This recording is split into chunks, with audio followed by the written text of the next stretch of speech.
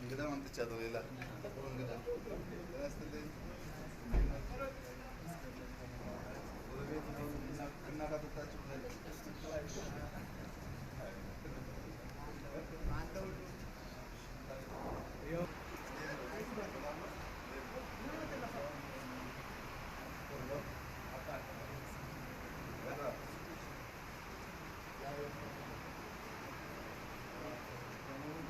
ያው ኢትዮጵያ ውስጥ ለጸብ፣ ለግጭት፣ ለመለያየት፣ ለማጥፋት ብዙ ምክንያት አያስፈልግም። በትንሽ ምክንያት ወደ ችግር እንገባለን። ብዙ ሰው ጠይቆ አውቆ ተረድቶ አመዛዝኖ አይደለም የሚወስነው፣ ሲሰማ ይወስናል። ይሄ የኢትዮጵያውያን ባህል ነው እስክንቀየር ድረስ። በዚህ ምክንያት በዚህ አካባቢ አንዳንድ ችግሮች ገጥመው ነበር። ችግሩ እንዳይስፋፋ አገር ወደማይገባ ቀውስ እንዳያስገባ ሰፊ ምክክር ጊዜ ነበረን። በጣም አድካሚ ጊዜ ነው የነበረው። አሁን መስመር እየያዘ ነው። ከክልሉ መንግስት ክልሉን ከሚመራው ድርጅት ጋር ሰፊ ውይይት እያደረግን ነው። መስመር ይይዛል። ለኢትዮጵያውያን ማረጋገጥ የምፈልገው የኢትዮጵያ አንድ አካል የአንድ ዛፍ አንድ ቅጠል አይደለም። እንደው ዝም ብሎ የሚረግፍ ሀገር አይደለም።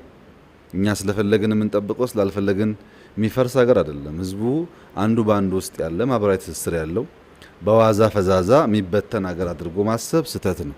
እኛ ኢትዮጵያውያን ስንኖር ኢትዮጵያዊ ስንሞት ኢትዮጵያ እንዳልነው ኢትዮጵያውያን ኢትዮጵያ ሳይሆኑ እንዲሁ በዋዛ እንበተናለን ብሎ መጠበቅ ከንቱ ህልም ነው የሚሆነው። ሀገራችንን መጠበቅ፣ ማስፋት፣ ማሳደግ የሁሉም ዜጋ ኃላፊነት ነው። ይህ ደግሞ እንዲሆን ጥላቻን፣ ክፉ ነገርን ከሚዘሩ ሰዎች መጠበቅ ያስፈልጋል። ብዙ ጊዜ ሰዎች ክፉ ሀሳብ ያሰራጫሉ።